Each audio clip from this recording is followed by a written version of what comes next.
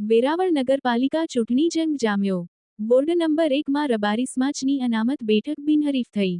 બાકી રહેલ 3 બેઠકો પર ભાજપે નવા ચહેરાઓ મેદાનમાં ઉતાર્યા. કોંગ્રેસને માત્ર 2 જ ઉમેદવારો મળ્યા અને એક આપનો ઉમેદવાર. ભાજપ માટે વોર્ડ નંબર 1ની બેઠક જીતવી સહેલી થઈ. ગીર સોમનાથ જિલ્લાના વડામથક વેરાવળ નગરપાલિકાની ચૂંટણીમાં ત્રિપાંખીયો જંગ છે, ત્યારે વોર્ડ નંબર 1માં રબારી સમાજની બેઠક અનામત હોય ભાજપને પરિણામ પહેલા જ એક બેઠક જીતી લીધી છે. બાકીની 3 બેઠક પર ભાજપે નવા ચહેરાઓ મેદાનમાં ઉતાર્યા છે, તો કોંગ્રેસને તો 2 ઉમેદવારો જ નથી મળ્યા. માત્ર 2 ઉમેદવારો જ ચૂંટણી લડી રહ્યા છે, જ્યારે આમ આદમી પાર્ટીમાંથી એક ઉમેદવાર ચૂંટણી લડી રહેલ છે. આની વચ્ચે ભાજપ દ્વારા કાર્યકર્તાઓની ફોજ પ્રચારમાં ઉતારી છે અને વિકાસના કામોને લઈ ચૂંટણી જંગમાં ઝંપલાવ્યું છે. વોર્ડ નંબર 1માં ડોર ટુ ડોર પ્રચાર ભાજપ દ્વારા પૂરજોશમાં ચાલી રહેલ છે, જેમાં લોકોનું જનસમર્થન પણ ખૂબ મળી રહ્યું છે. ત્યારે વોર્ડ નંબર 1 ભાજપને ફાળે જાય તો નવાઈ નહીં. હેતલ પ્રજાપતિ, ન્યૂઝ 14 ગીર સોમનાથ. મારું નામ ચિરાગ મારું है। અમે વોર્ડ નંબર 1માં પ્રચાર કરવા નીકળેલ છે, જ્યારે અમે રબારી સમાજની 1 નંબરની સીટમાં અનામત સીટ છે, એ બિનહરીફ થયેલી છે અને 3 સીટ છે બાકી, એ બહુ જંગી મતથી જીતે એવી અપેક્ષા રાખી નીકળેલ છે અને બહુ જનતાનો સાથ સહકાર મળી રહ્યો છે। મારું નામ મિહિર ભૂપતભાઈ કોડિયાદર છે। હું યુવા ભાજપમાં કામ કરું છું। વોર્ડ નંબર 1માં અત્યારે અમે પ્રચાર પ્રસારમાં નીકળ્યા છે અને લોકોનું જન સમર્થન અમને ખૂબ જ મળી રહ્યું છે।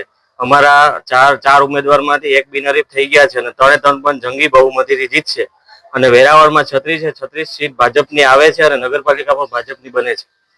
લોકો પાસેથી અમને જન સમર્થન મળી રહ્યું છે। નાના મોટા પ્રશ્નો છે સફાઈના, તે અમે સોલ્વ કરાવી દઈશું। મારું નામ બકુલ ચાપડિયા, પટેલ સમાજના પૂર્વ પ્રમુખ। તારીખ 26/4/2026ના રોજ વેરાવળ નગરપાલિકાની ચૂંટણીનું મતદાન છે। આ અમારા 1 નંબરના વોર્ડની અંદર 4 ઉમેદવારની અંદર અમારા એક ઉમેદવાર શ્રી પ્રહલાદભાઈ સામરા ઓલરેડી બિનહરીફ થઈ ગયા છે। હાલની તકે અમારે ઉમેદવાર 3 ઉમેદવાર, સામેના પક્ષે કોંગ્રેસમાંથી ઉમેદવારી પણ મળેલ નથી, 2 ઉમેદવાર મળેલ છે અને આપ આદમી પાર્ટીમાંથી 1 ઉમેદવાર મળે છે।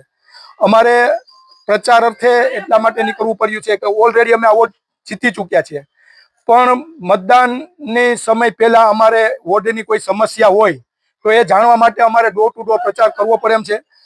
ભારતીય જનતા પાર્ટીના સંપૂર્ણ બધા જ કાર્યકરો સાથે ડોર ટુ ડોર અમારો પ્રવાસ ચાલુ છે। અમને પૂરજોશમાં સર્વેનો આવકાર મળી રહ્યો છે। જંગી બહુમતીથી અમારા 3 ઉમેદવાર જીતે છે।